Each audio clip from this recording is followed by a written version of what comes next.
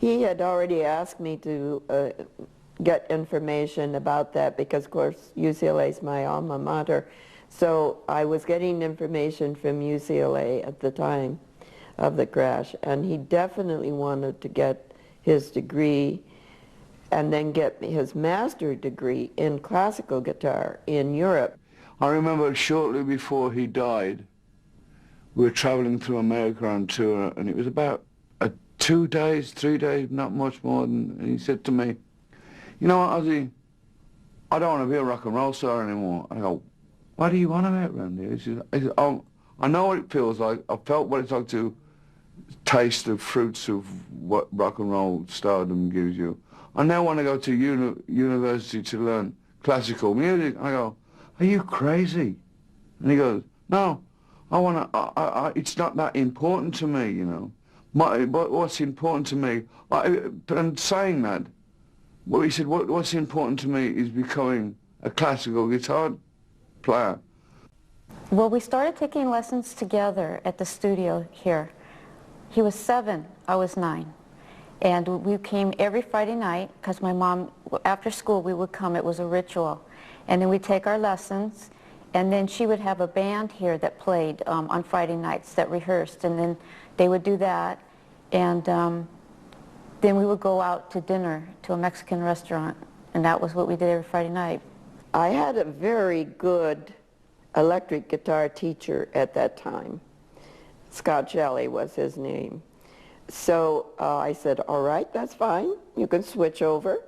And he did. And he just excelled tremendously. I don't think he had studied but a year at the most with this teacher. And the teacher came to me and said, "Mrs. Rhoads, I've taught him all I can teach him. I don't know anything else to teach him." And I said, "Oh, come on, Scott." I thought he was kidding, you know. I thought he was just making a joke. And he said, "No, I really mean this." So I said, "Well, all right, then he'll have to stop lessons." So he basically took it on his own then and just practiced so much. Very interesting, like, to turn the radio on and hear him play, or see, you know, be with him and people starting to recognize him.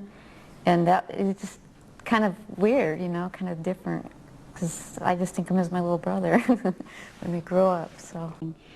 They used to, like, you know, these tiny little trains. You get the electric train, little tiny things. When he used to go around, he used to collect them. He had a collection of trains. And I thought, it's really odd that he's got all these incredible guitar sounds, and he gets enjoyment out of these tiny little electric trains.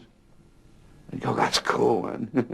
And he was like a wise old soul. He wasn't, part of him was like a young man with his humor and his wit and the way he loved to have fun, but yet there was a side of him that was old, very old. Randy talked with them and said, "Oh, I don't think I'd be interested because I like my band," which was the big Quiet Riot days. But I said, "You know, in music, Randy, sometimes it's who you know that makes a big difference. So you should just go down and talk with him and meet him, if nothing else." "Oh, well," he said, "I don't know." He was comfortable because he was teaching here. He had a good income coming from his teaching. He played in his band. He was with Quiet Riot. And so anyway, they called back again. And because I had kind of persuaded him, he said, "Well, you know, I teach at my mom's school, and by the time I get through, it's late. I'd have to go home and then get down there." He said, "I don't know what time it would be." They said, "It doesn't matter. Come anytime, just come." "Okay," he said. Well, he went very nonchalant about the whole thing, and he took the little amp that I brought to show you. In a recording studio, and this little guy comes in with a little tiny amp. He comes in, plugs in. I'm like, whoa, wait a minute, you know. I suddenly I was very drunk, very stoned, very out of it. I'm like, I go, wow, He wasn't gone long. So when he came back, I said, what happened, Randy? And he said, well, he said, I don't know. He said, I was just warming up a little bit.